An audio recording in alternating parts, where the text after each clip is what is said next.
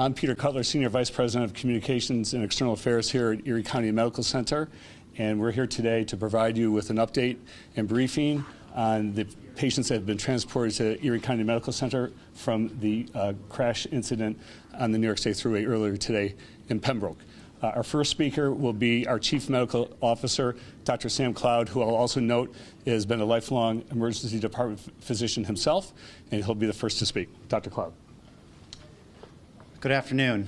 First, my prayers are with the patients and their families after this terrible incident. I want to first thank my colleagues in the pre-hospital professions, police, fire, and EMS. They rapidly worked to give the patients in this incident the best chance at recovery. ECMC is the only adult Level 1 trauma center for Western New York. We plan, we train, and we are prepared to implement our plans for mass casualty incidents, which we proved today. We rapidly evaluated 24 patients from this incident this afternoon. I want to thank my colleagues from trauma surgery and emergency medicine and others who helped rapidly decompress our emergency department so that we could efficiently treat the influx of injured patients. Also, thank you to several ECMC ER doctors who actually went to the scene to help triage patients at the scene. Thank you to our nurses, pharmacists, and all other staff that proved today what an asset ECMC is for Western New York. Lastly, thank you to our partners at Kaleida Health who coordinated with us and received patients to help keep us decompressed. Thank you. Thank you, Dr. Cloud. Our next speaker is our Chief of Emergency Medicine, Dr. Jennifer Pugh. Hi, my name is Dr. Jennifer Pugh. I'm one of the Chief Service of Emergency Medicine at ECMC. Again, our team worked together to provide care for all 24 patients coming in. We currently have 20 of those patients actively receiving treatment, imaging, evaluation by the trauma service in the emergency department, and we likely have updates later. 2 went to I believe, the operating room, and we have several patients who went to the trauma ICU. But luckily, again, with the team, many of our emergency medicine physicians from our group on scene and those who joined us in the department, we were able to take care of all patients very quickly. Thanks, Dr. Pugh. And our next speaker is our Chief of Surgery, Dr. Jeff Brewer. Yeah, so I just want to echo what Dr. Cloud and Dr. Pugh stated. You know, it takes an army to mobilize what is essentially usually a full hospital and make space for 20-plus victims of a car wreck. You know, the initial report was that we had 50-plus patients coming, which we would have been able to accommodate. So everyone from the housekeepers that keep the rooms cleaned and turned over so we can get these trauma bays utilized, to the neurosurgeons, the orthopods, all the physicians that came down to help out, and the nurses and staff in the trauma bays. So now we'll open for any questions for any of the 3 physicians. What kinds of injuries, what kind of injuries are you seeing? You know, with blunt trauma like motor vehicle collisions or a rollover like this, really any type of injury can be seen. So we have some folks that have some head injuries. We have some folks that have some extremity fractures. 2 patients from the operating room right now, one with internal injuries that are being managed and one with a severe extremity injury.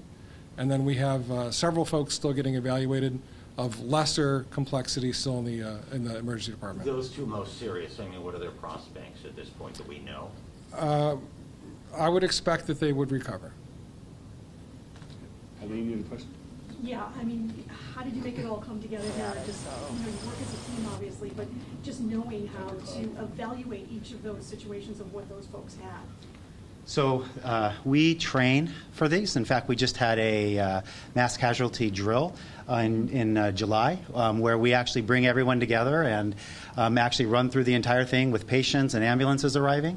And then we learn from those, and we post-game those and Monday morning quarterback them and look at ways we can improve. And so that when the rubber hits the road and when the real thing happens, like today, we are prepared to be professionals and to get the patients rapidly evaluated and the ones that need it to the ICUs and to the ORs.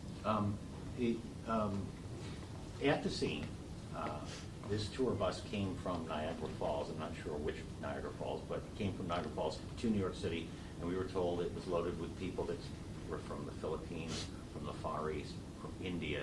There was a language barrier. I would imagine some of those folks are here, and could you talk a little bit about how you're dealing with it? Is it become an issue for you, and how did you deal with that? Many of the patients were bilingual, so they were able to provide some history in English. And then we also actually utilized all of our translation services through the entire hospital.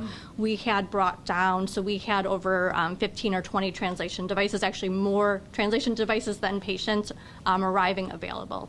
Sure. I know you train for this all the time. Have you ever had a mass casualty incident with this many patients at once?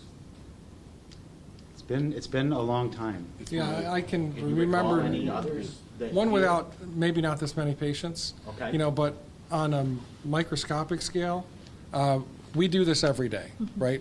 So any patient that comes in here from a car wreck or a gunshot or a fall, they're evaluated in the same way. So you're just multiplying that. And we use force multipliers by bringing all the assets we have in the hospital. So we bring all the residents down on the surgery that are in the hospital that may be on other services. All the orthopedic physicians and their residents came down. So you just magnify and multiply what you have in the hospital Good and to do the know. things that we do every day, just on a larger Good to know. scale. But, the question was, have you ever had an incident with this So many at once? I've been here 25 years, and I've been here 25 years. This is, and as Peter had mentioned, I'm also a member of the Department of Emergency Medicine. This is probably the most trauma patients we've had from one incident in my career here in Buffalo. Over 25 years. Over 25 Can you years. talk about the doctors that went out in the field to the scene? So we have, or you go ahead and handle No, it. I can. Because it's from our department.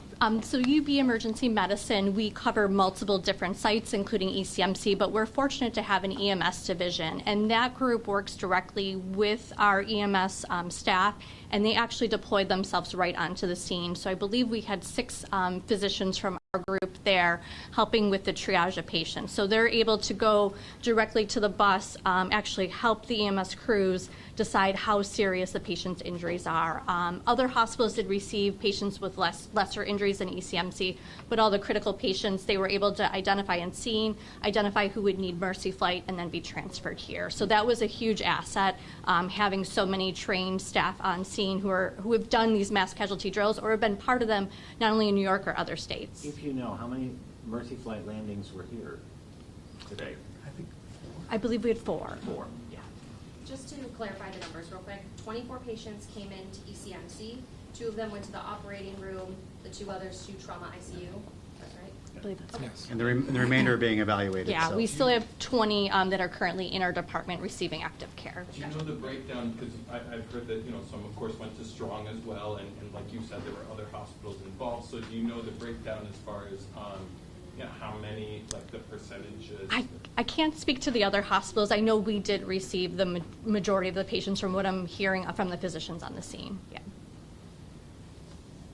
Were there any fatalities? If so, how many?